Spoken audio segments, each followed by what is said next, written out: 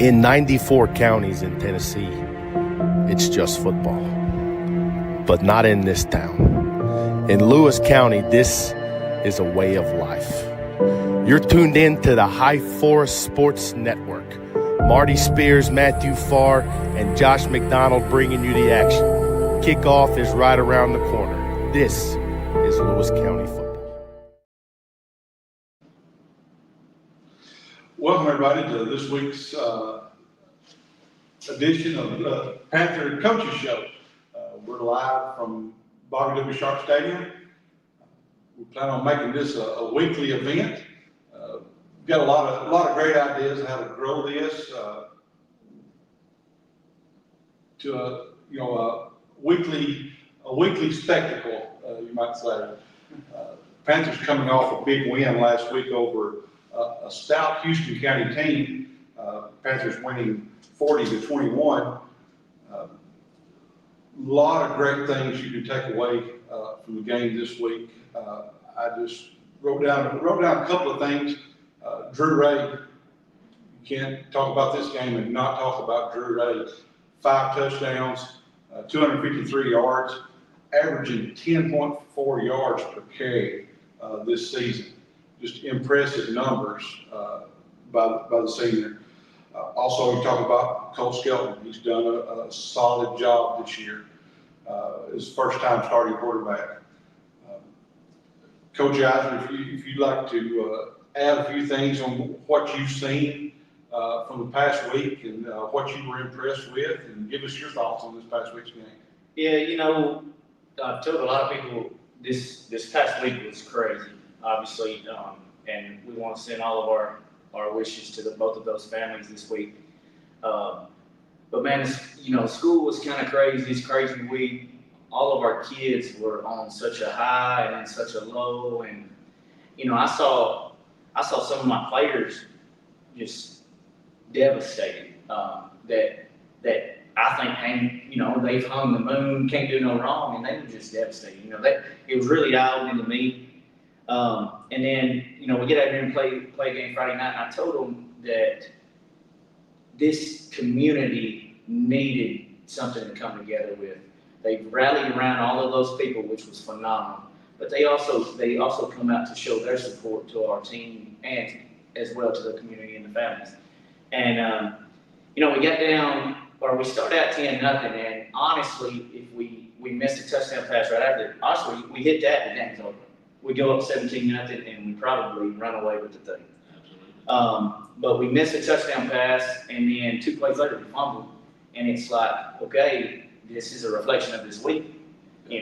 Where we got that high, and then just devastating news. Well, they go down and score twice, and it's 13-10 before you even know what hit us. And honestly, it could have went one or two ways. Our team could have responded like they have all year long, or we could have, let everything kind of get to us, and we could have kind of laid down.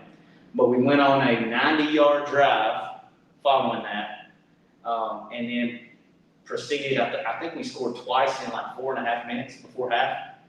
Also got 2 two-point conversions on top of it. And so that game flipped right then.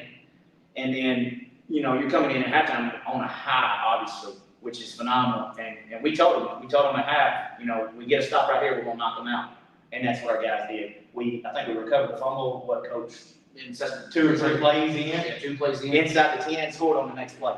And that was it. We knocked them out again.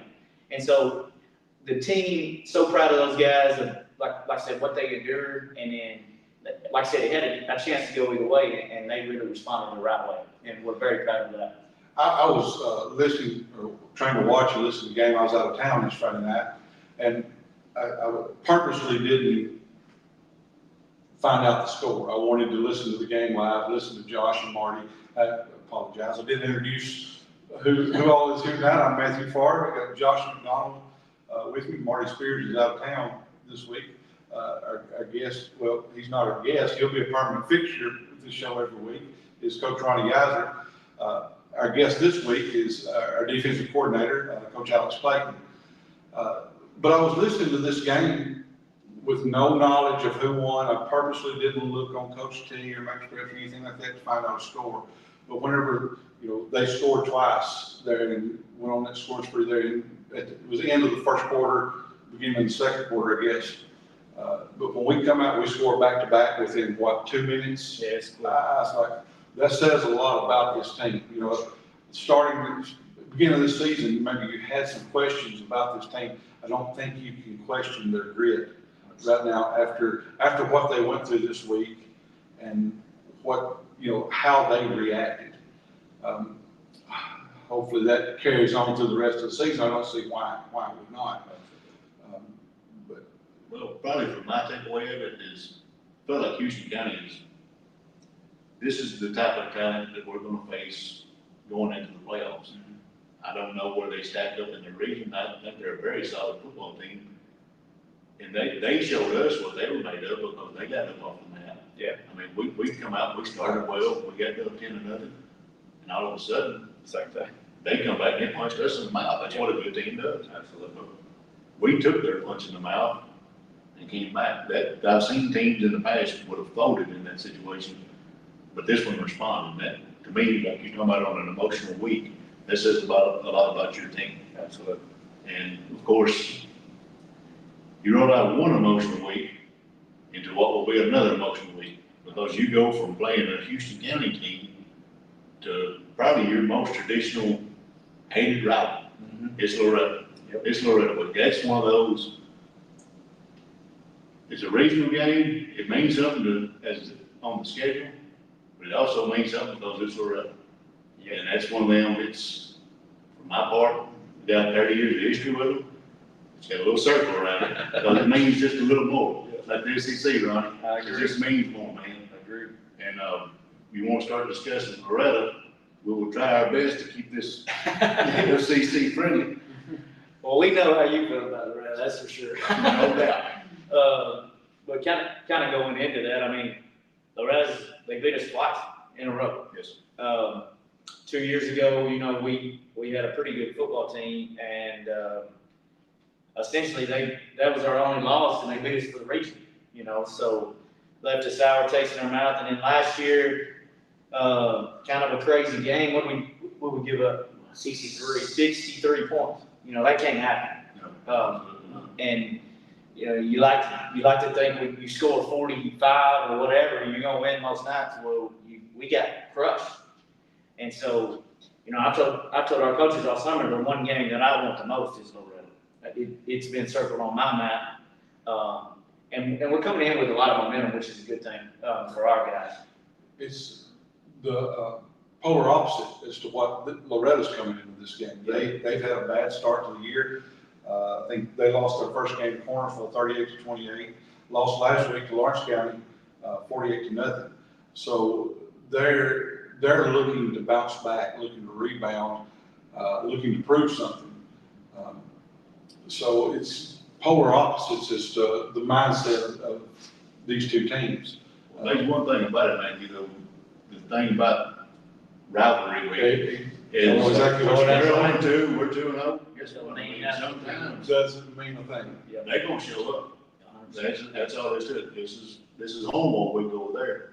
They're gonna come over here, or we're gonna go over there. They circled us too. That feeling is mutual, because there was about a 30-year window there to where Omaha week was a loss. And now they're 2-0 for the past 2 years. So there's a little juice on that side, I guarantee you, especially, you all too. You don't think that won't right the world? Ain't no doubt. You beat the black and gold and go 1-2. Yep. Those first 2 weeks are over. It changes your season. It flips it on its head, because then you want to know in region. Coach Clayton, tell us a little bit about what you expect this week. We're looking at a new coaching staff at Loretto. New players. They've lost a lot from the last 2 years. Graduated a lot of talent. Tell us what you expect to see out of it. Well, new coaching staff, but the coaches, the head coach is the offensive coordinator from last year, and so he's going to run the same type of stuff that he run. They're going to run the ball. They're going to line up in pistol. They're going to run it, try to smash mouth you a little bit, and then when you fall asleep, they're going to throw it. And they got a pretty decent athlete out there on the receiver, number 4. He looks good on film. He looks really good on film, especially that double move. And so we got to get our guys ready. And this week, our guys have been calling out where number 4 is at. Where's he at? I had a kid today, rather than being asking practice, which one of these guys is number 4? And so we're looking for that. We expect them to play hard, as Josh was talking about. I mean, they've got confidence against us the last 2 years. They've built that confidence. I don't know the last time we lost them 2 years in a row. But they definitely are going to try to line up. Yeah, too long. They're definitely going to try to line up and run it at us and try to soften us up a little bit. That way they can throw something over the top over our heads and try to make us come at them. And I feel like that's their game plan. They've got 2 big running backs. I mean, one of them is a big boy. We're going to tackle hard, tackle low, because he would look good at guard. He would look really good at guard for us. Do you feel like you've got an answer for? I feel like we got a pretty good game plan. I feel like we got a pretty good game plan this week. We've looked good in practice against it. And so I think we're going to have a pretty good game plan for it. I think our guys will come out. They're going to be fired up about it. We talked a little bit there at the beginning about some of the stars from last week. We talked about Drew Ray. We've mentioned his play on offense. You can't overlook his play on defense as well. Another one you look at, like you mentioned, Braylon May. He's looked really impressive. Last week, getting his first start at safety, I thought Brody Unger, looked really, really good. Absolutely. If you want to talk a little bit about some of your players. Well, the 2 leading tackles last week were Bain and Drew. And that's what we got to have. We got to have them as our leaders on the defense. I mean, they play longer than anybody else out there. You got Kobe out there on the edge covering people up.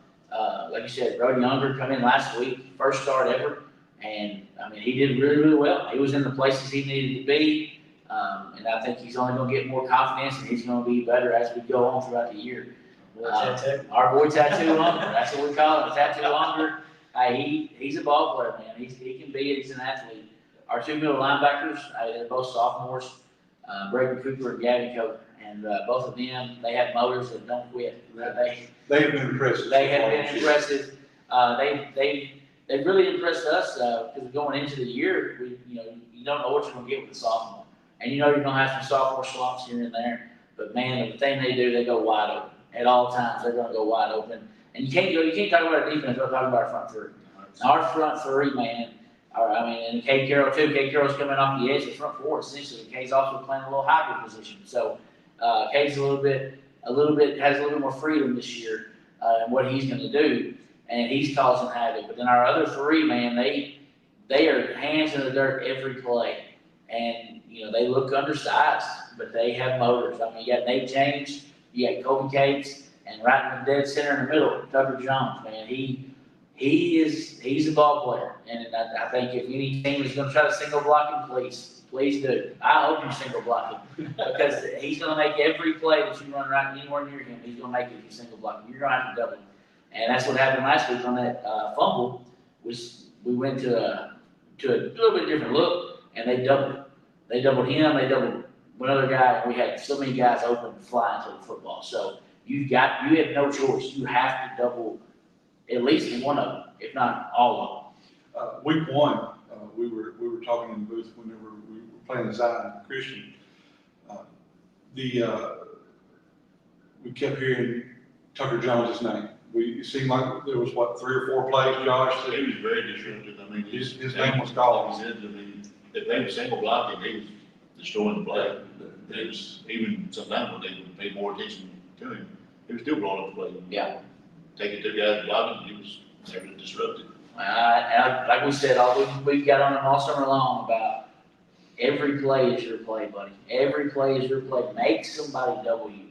If you're getting doubled every play, you're doing your job, and that's exactly what we want you to do. Because he's man enough. If you single him, he's going to beat you. And kind of adding to that defensively, we talk about all the time 11 guys to the ball. And I actually sent our coaching staff a video on Saturday of literally picture perfect what you want. Right. Literally. I know exactly what play you're talking about. I know It's exactly. right down here in this corner. That's when we got that fumble. We covered fumbles, but literally 11 guys were in that pile with black jerseys. And that is, as a coach, that's what you want, Absolutely. I was listening to the game, and shouldn't be trying to watch the game and drive, but I was driving in the road I was listening to the game, but I take a peek every now and then, and I hear Josh and Marty talk about the entire Panther team. That's what we want. On this play. Hard to pick out one person. Whenever, you know they're doing a good job, whenever you don't know, who makes the tackle. One other guy I forgot to talk about, Aiden Wise. I mean, he's come in big for us. He definitely has helped us out. He's helped us out on offense the last 2 years. You know, I mean, he was a big time blocker for us last year. Caught some balls too, I mean, in big moments. But he's transitioned over to defense this year playing corner. And he's long, lanky out there at corner. I like seeing it because, hey, give me a receiver going against him. I mean, he's 6'4". So we're gonna. I mean, he can go up there and make a play. They done a great job last week on, I mean, I think all y'all knew you had to keep guys in number 27 was a big weapon for Houston County. Absolutely. If he hit the edge, he was home run. That got to run. Yeah, he did. He broke a few off and hurt a few times over on the sideline. I was a little nervous when he got a little loose, but hey, we had guys flying after him either way. You know, they wasn't gonna give up, but they wasn't just going to run to the house. One of my favorite plays from last week, the first big long run he had. Did we lose her? Maybe keep going. The first big long run he had, if you watch it on film, their left guard throws his hands up like it's a touchdown before he even gets past the safety. So I mean, they're used to seeing that guy take off running and go, and our guys tackled. That's right. And we forced a fumble a few plays later. So That was where you saw Unger, like, first start ever, correct? He Yes. comes over. Yeah. And he doesn't make the tackle, but he essentially made the play because he turned him back into his head. Yeah. And cut the guy off. That was a big play from the first time starter. very. I mean, he allowed that dude to, or made that dude cut back a little bit, and Kobe's chasing it down from the backside. And that goes back to what y'all's game plan was, to have all 11 guys at the ball. Yes, And, you know, if they would have put on the play when they passed the line of scrimmage, he's gone. yeah, he's down here celebrating 6 points. Yeah. The other thing, like, we've spent a lot of time talking defense. Coach Eisen on the offensive part, I felt the key to the first 2 weeks has been balance. I felt like we ran the ball well, we threw the ball well. Now, we probably left some deep shots out there, which we like to connect on. If you start connecting on the deep shots, we both big orange guys, so we had 246 to 247 Saturday. If you do that on any game, there's probably a W besides the win, you know, that's what you want. Yeah, we talk about it, you know, I want to be closer to 50-50 if I can. You know, I think obviously this game kind of predicated, I mean, when 5 is running like that, you've got to give the ball. Yeah, I you mean, can't take the ball out of this thing. Honestly, I got mad at myself during the game because I did take it from him a couple times. But yeah, you know, like I said, we'd like to be closer to 50-50, but honestly, we missed on 2 shot plays that we worked on all week. And, you know, you score 50 plus on a team like that, which is what we honestly should have done. Right. And We You got- points on the field. you got a lot to be happy with.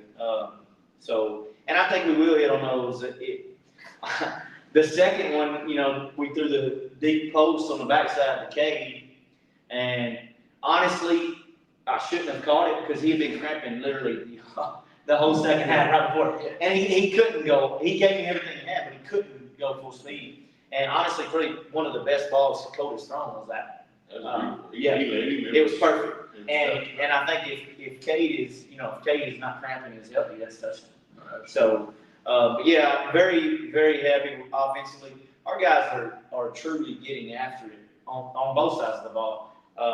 But our offensive line has done a great job, and our receivers blocking downfield. I talked to them on Monday in film of that if we get that downfield, that's when Drew and Bing break off those 20-plus yards. And we did that a couple times because of those. Well, one thing I've always thought, you know, we plugged in a new starter also on offensive line this past week for certain team. Absolutely. One of the greatest compliments ever to a lineman is not to know he's out there. Yeah.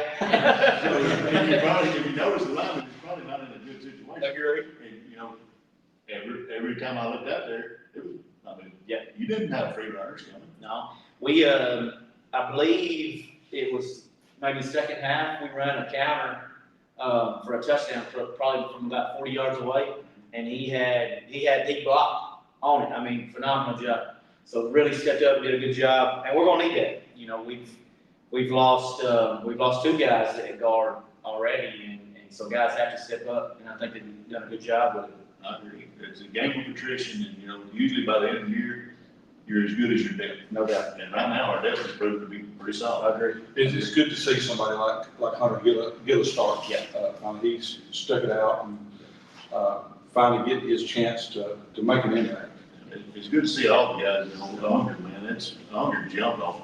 Like, the other night, I'm wondering, you know, like, you know, the guy plays center field out there for the first time ever. Yeah. And he's about 3'4". I mean, Yeah, he don't look like a free safety out there. But the He sucker plays is, like one. he's sideline to sideline, and he will tackle you, Yeah. which is awesome.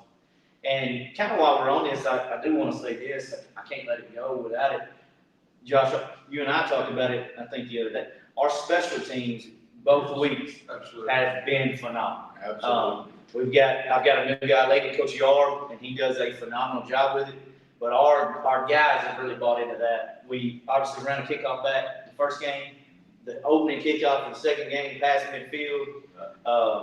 And our darn kicker's done a heck of a job. Those are points you gotta have, and we're taking them. So Henry Sharp's done an excellent job. Heck of a I don't job. know what his record is so far for extra points, but he made a field goal. yeah, field I goal. think somebody. Did you think he's gonna kick a field goal? No. Josh Marty was that he kicked it all the way to center. Yeah. So, I don't know, when he called for field goal, I'm like, what in the world are we doing? They gave him an extra point. It literally landed right there at the ramp. He's done a great job. He really has. The kickoffs, he's not putting them in the end zone, but he's putting them back there with a lot of height on Yeah. hang time. Yeah. And it's giving our coverage team, because I'd say if you went back and reviewed it, our starting field, or their starting field position is probably inside the 25. No doubt, no doubt. Our kickoff team has been phenomenal overall. We Yeah, have we been done a- absolutely dominating field position Yeah. so far this year. Well, we made it a point this offseason, and Coach can attest to this, we made it a point that special teams had to be a huge priority this month. We were gonna outwork people, and so far, it's definitely paid off. it's definitely showing on the field. I guess we kind of want to wrap up things a little bit. One thing I'd like to throw out, maybe Josh and I talked about this a little bit, is talking about this team. It's easier for Josh and I to do this sort of thing now, because my son hasn't played in 2 years. Josh's son is not playing now. But whenever you, as close to a team kind of as we've been the last, 5 or 6 years, when your kid's not out there playing, you say, I don't know if they'll be that good this year. This team we've kind of talked about that. I had questions about this team. It goes back to this team wants to play, and they play hard. Before we wrap up, give you guys just a minute to get any final thoughts about this next week, or about your team you'd like to add. Man, going to this week, man, it's a big one. It's a big one. We've already talked about how big it is. We want it. Our kids want it. And so, I think we're gonna come out Friday night and we're gonna play hard. And that's what we're gonna ask for. We're gonna get to the football, cause some turnovers here and there. And, I think we're gonna walk away with a win. But we gotta play hard at all times. And, we appreciate y'all guys doing this. Doing the live stream. It's a heck of a job. I'm sure you've watched it. If you haven't watched it, go watch it. It's a good thing. I watch it on Saturday mornings while I'm breaking down film. I just listen to it, listen to y'all talk. And it's awesome. Y'all, all three of y'all just working together, and Marty's voice, I don't know what it is. It's just It's pretty good. I figured out that Marty's got the easiest job out of us three. Oh, for sure. Because he knows what he has to say. This is new to me. I did a little PA when I was in middle school. That was easy compared to being the color guy. I think Josh would attest to that as I'm sitting well. there trying to filter everything that comes through my mouth. But Not gonna edit that. when you asked us to do this, I didn't really want to do it, but it's going to be a lot of fun. I think we're going to add a lot as we go through the year. We're gonna figure this system out a little better. I think this show is gonna grow, every week. We're gonna have a lot of fun out of it. The viewers may not like it that much, I don't know, but, we're gonna have fun with it and hope to give a little insight to the Panthers, this year. Anything you want to say before we close, Josh? Looking forward to Friday night. Hope everybody from Homewall makes their way to Loretta for the ball game and be loud, bring the jugs full of rocks, everything, make all the noise. But if you can't make your way to Loretta the ball game, Josh, myself, and Marty will be on YouTube on the High Force Network. Tune in. We'll entertain you maybe. We'll make the pictures best we can. And I do, before we log off here, I do want to thank y'all. This has been made possible because of y'all, and we truly appreciate it. Also, want to give a huge shout out. Y'all don't ever see him, and he don't want the glory, but Coach Luke Scott has been absolutely tremendous in this. We may see exactly how good Luke Yeah, Scott is Friday night. he's not gonna be here this week. And then also, we couldn't sit here without, giving a shout out to Rob Inman. Luke and I and Coach Yard had numerous conversations with him over the summer about how to get this going, what to do, what we need.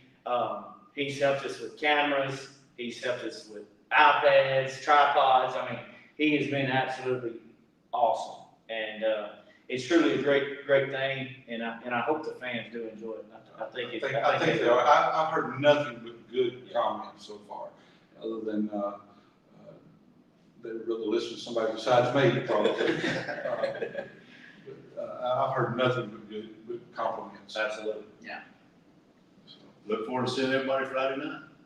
Absolutely. Everybody come out. We appreciate it. 7 o'clock. Listen, if you can't be there, listen to us Friday night.